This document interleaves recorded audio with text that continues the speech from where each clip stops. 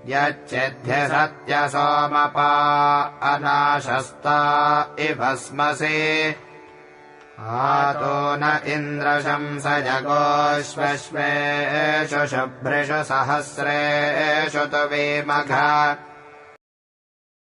हमारे प्रभु अवगुण चित्त न धरो, हमारे प्रभु अवगुण चित्त न धरो, नहीं प्रशंसा पात्र नाथ हम हृदय विचार करो। हृदय विचार करो तो भी है ऐश्वर्यवान प्रभु, तो भी है ऐश्वर्यवान प्रभु। दुख दारिद्र्य हरो, दुख दारिद्र्य हरो, गो अश्वादि सहस्रों देकर, गो अश्वादि सहस्रों देकर वैभववान करो, वैभववान करो हमारे प्रभु अवगुण चित्त न धरो। यहां पर दैन्य भाव का निरूपण है। तो भक्त में दैन्य भी आ जाता है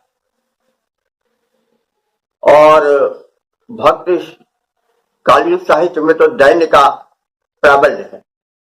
उसमें बार बार भक्त कहता है मौसम कौन कुटिल खड़कामी, मौसम दीन न दीन तो तुम समान रघुवीर, अस विचारे रघुवंश मन हरो विषम भवतीर। तो दैन्य तो भक्त का एक अंग है। यद्यपि वैदिक ऋषि में दैन्याधिक्य नहीं है, लेकिन फिर भी जब समर्थ के समक्ष व्यक्ति पहुंचता है तो दैन्य भाव का मरना स्वाभाविक है।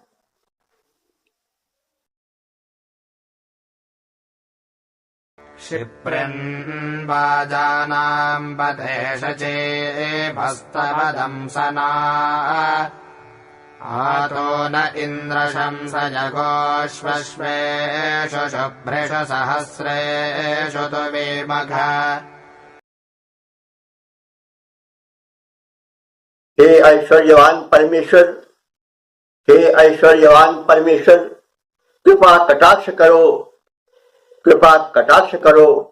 बहुसंख्यक सुंदर गायों से मेरा गोष्ठ भरो, बहुसंख्यक सुंदर गायों से मेरा गोष्ठ भरो। उत्तम अश्व बंधे हो द्वारे, उत्तम अश्व बंधे हो द्वारे, तेरी करुणा के प्रमाण बन कथन करें। ऐश्वर्य हमारे जन मंडल में जा करके सब कथन करें। ऐश्वर्य हमारे, हम सर्वत्र प्रशंसित हो प्रभु, हम सर्वत्र प्रशंसित हो प्रभु। दुख दारिद्र्य हरो, दुख दारिद्र्य हरो। हे ऐश्वर्यवान परमेश्वर, कृपा कटाक्ष करो, कृपा कटाक्ष करो। की प्रशंसा उसी की होती है जो शक्ति संपन्न होता है, जो समर्थ होता है। इस दुनिया में कमजोरों को जीने का हक नहीं है। जिससे जिस दिन शक्ति निकल जाती है, शरीर शक्तिहीन हो जाता है, मुर्दा हो जाता है, उसको जला दिया जाता है। कोई भी हो, सम्राट हो, राजा हो, रंग। तो इसलिए शक्ति संपन्न होना परम आवश्यक है। सबसे बड़ा भागा वो है जो शक्तिहीन। इसीलिए ऋषि आचरण कर रहा है कि हे प्रभु, हमें आप संपन्न करो। तो गोधन, अश्वधन, अन्न धन उस युग का सबसे बड़ा धन था। करेंसी वाला युग, नोट वाला युग नहीं था, बैंक बैलेंस वाला युग नहीं था। तो इसलिए उस युग की जो सर्पोपलब्धि है, श्रेष्ठोपलब्धि है, उसकी याचना भगवान इंद्र से भक्त या ऋषि करता है। विश्वापयामिथो दृशा सस्तामबुध्यमाने आतो न इन्द्र शंसजगोऽश्वश्वेषु शुभ्रेषु सहस्रेषु दुविमघा। हे ऐश्वर्यवान परमेश्वर, हे ऐश्वर्यवान परमेश्वर, कृपा कटाक्ष करो, प्रचुर बाजीधन गोधन दे, मेरा भंडार भरो, मेरा भंडार भरो। दुख दारिद्र न ये दोनों मुझ पर हावी हो पाए, दुख दारिद्र न ये दोनों मुझ पर हावी हो पाए। हो निश्चेष परस्पर देखें, निष्क्रिय हो सो जाएं। हे ऐश्वर्यों के स्वामी, मुझको संपन्न बनाओ, सुजस प्रसारित करो, हमारा जीवन सफल बनाओ। हे ऐश्वर्यवान परमेश्वर, कृपा कटाक्ष करो, दुख दारिद्र्य हरो, प्रचुर बाजीधन गोधन दे, मेरा भंडार भरो।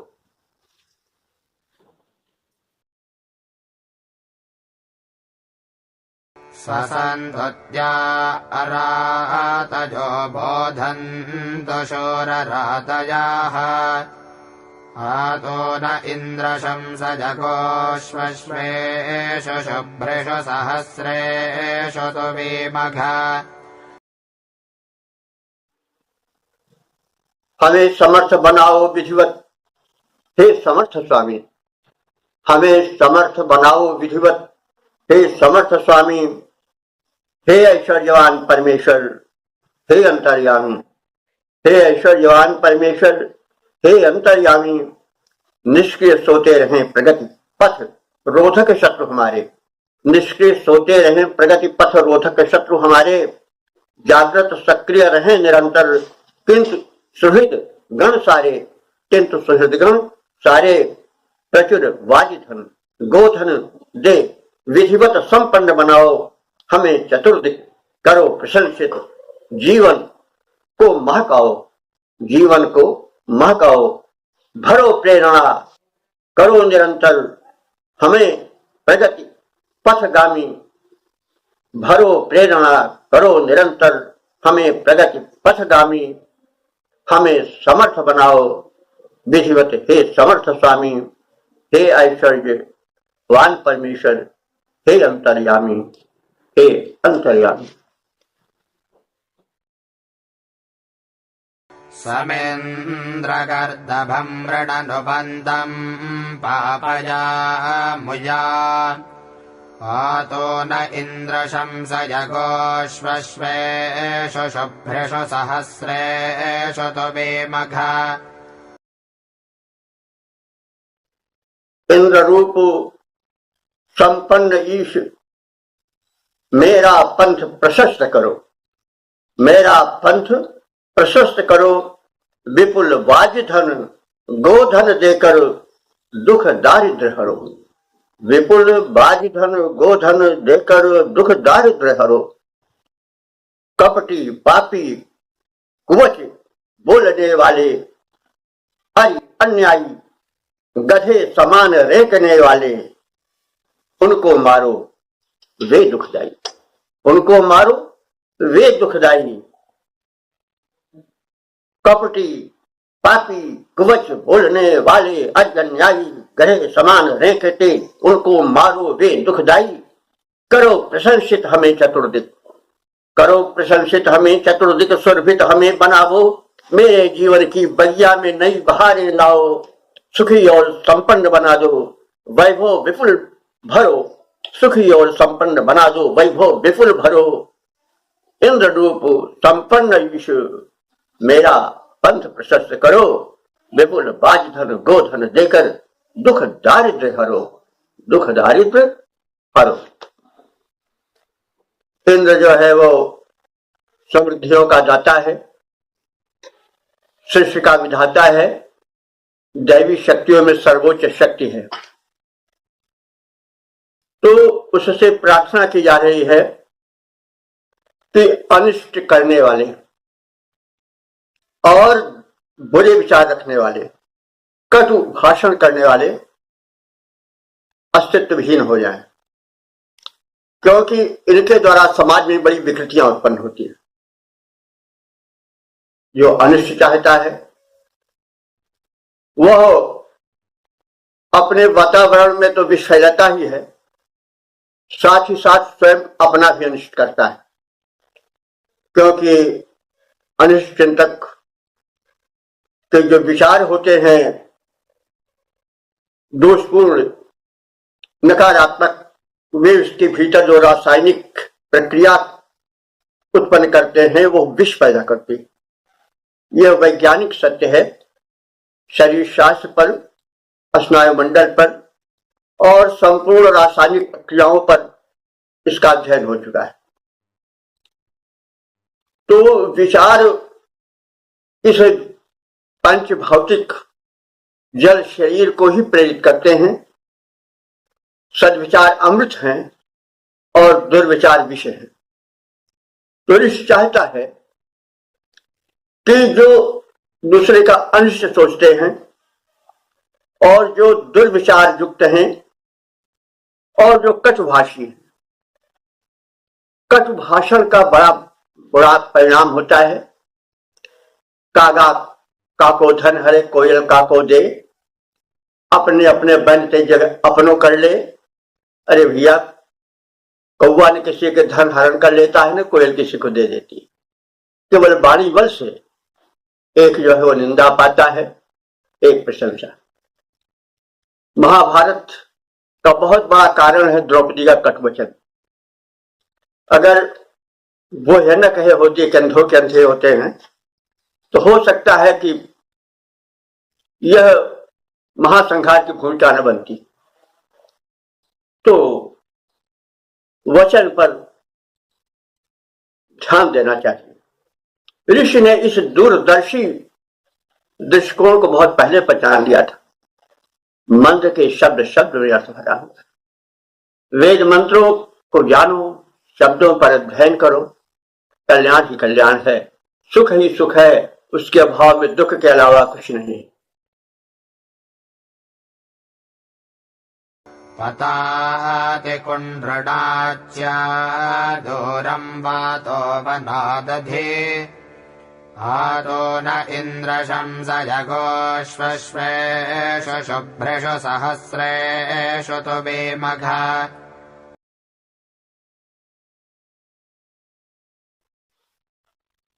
हे ऐश्वर्यवान परमेश्वर, हे ऐश्वर्यवान परमेश्वर, जीवन सफल बनाओ।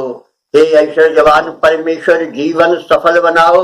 मेरा जीवन करो निरापद, झंझावात भगाओ। मेरा जीवन करो निरापद, झंझावात भगाओ। जो विध्वंसक हवा उठे वो दूर विपिन में जाए। जो विध्वंसक हवा उठे वह दूर विपिन में जाए। बना व्यवस्थित रहे, बना व्यवस्थित रहे, न जीवन अस्त व्यस्त हो पाए। बना व्यवस्थित रहे न जीवन अस्त व्यस्त हो पाए।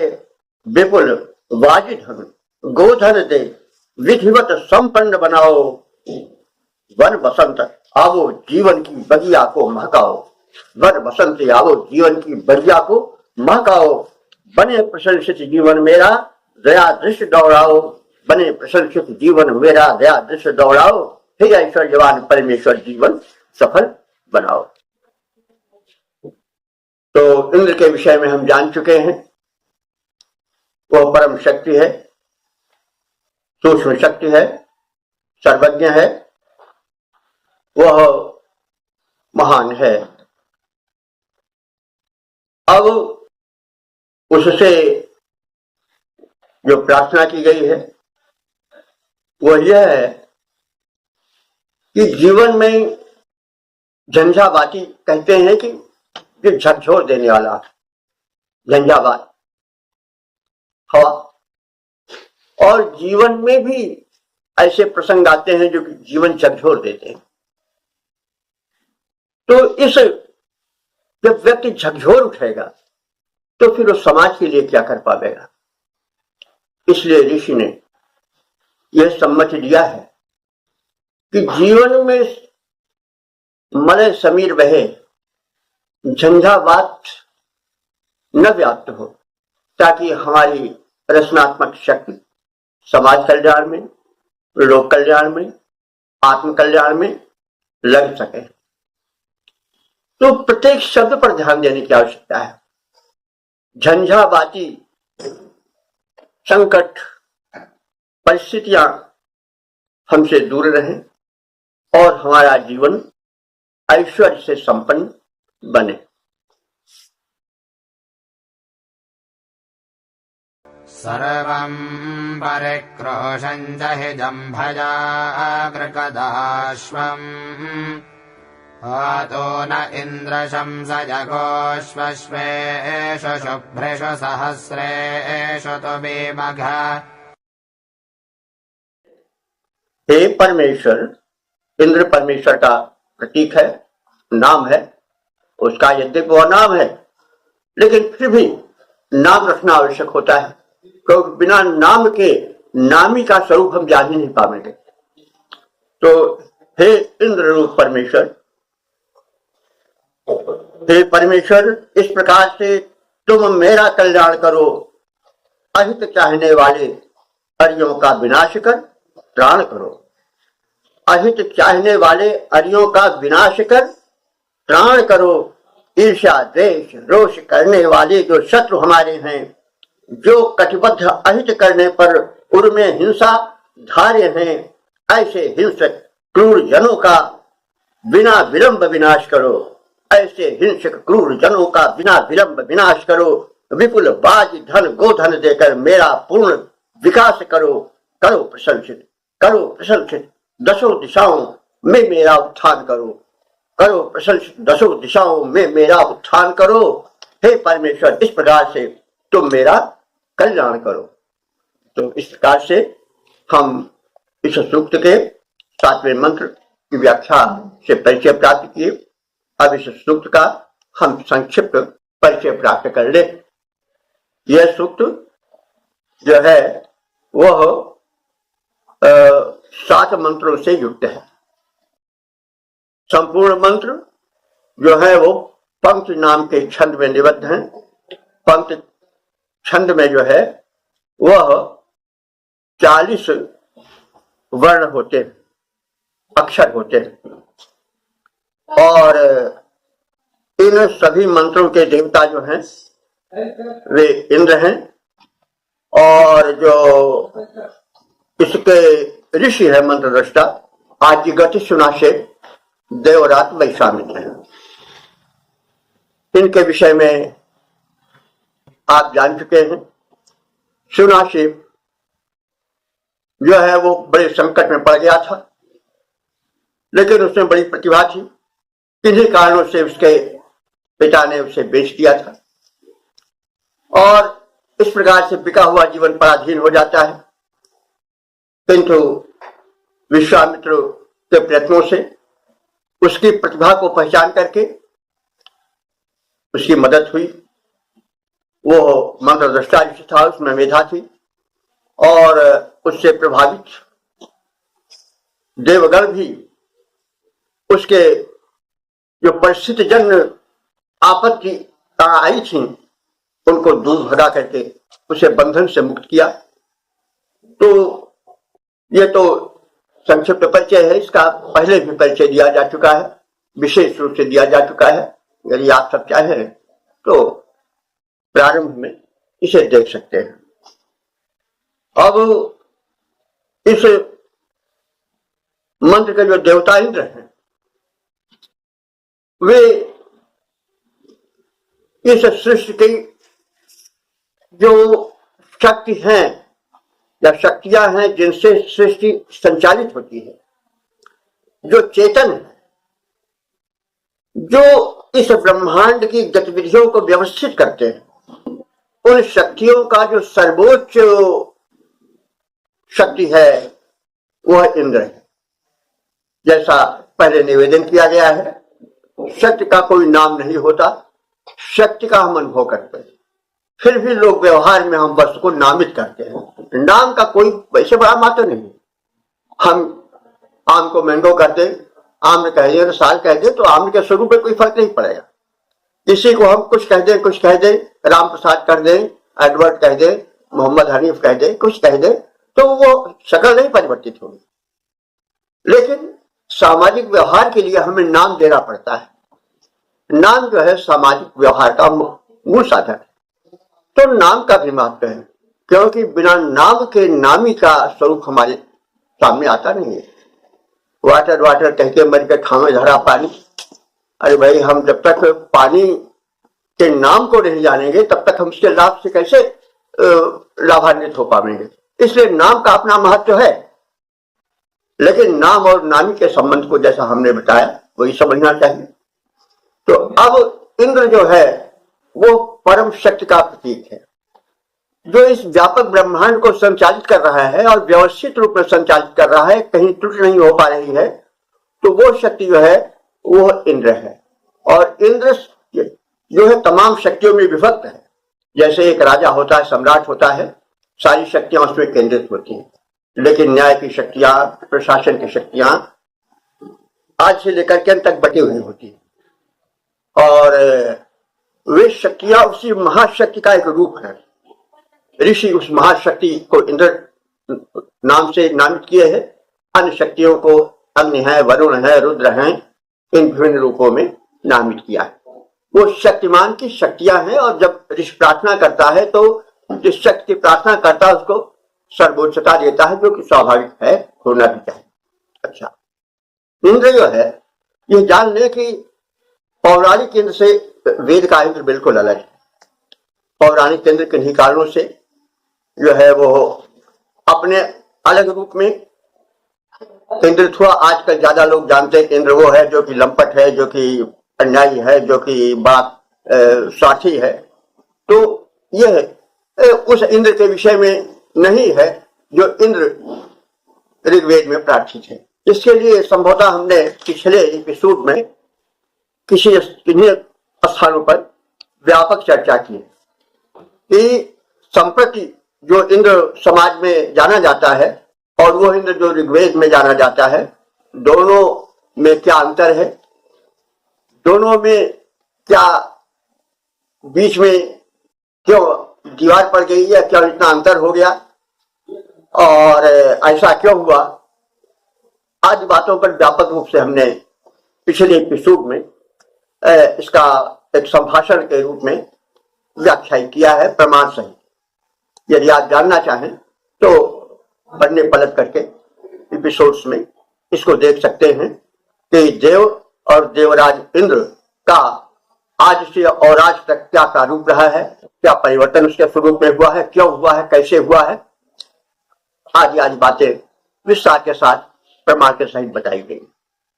तो इंद्र वो शक्ति है जो सूक्ष्म है और चयापचय अथवा मेटाबॉलिज्म का कार्य करती है। जैसे फूल है, फूल से फल लाने में वही शक्ति यानी फलों में रस बनाने में वही शक्ति यानी, और चारा है, गाय के पेट में जाता है, रस रक्त बनता है, रक्त फिर दुग्ध में कैसे परिणित हो जाता है। भाई ऐसे तो नहीं हो जाएगा अपने आप, कोई करेगा तभी तो होगा ना। तो वो जो करने वाली सूक्ष्म शक्ति है वो इंद्र है। तो रक्त को दुग्ध बना देने वाली शक्ति, फूल को फल बना देने वाली सूक्ष्म शक्ति वो है इंद्र है। तो इंद्र का संबंध वृक्ष से भी है। पृथ्वी वृक्ष के कारण ही जीवन दे पाती है, अंकुरण दे पाती है, तो उसका भी नियामक देवता इंद्र है। और अंत में वो समस्त दिव्य शक्तियों का स्वामी भी। तो इंद्र के विषय में हम अच्छी तरह से परिचय प्राप्त करें। जो हम इस समय कह रहे हैं यह तो बहुत संक्षेप है, विषय का भी इस विषय में प्रकाश डाला जा चुका है। तो जो इंद्र है वो इसका देवता है और सातों मंत्रों में इंद्र ही व्याख्यायित है।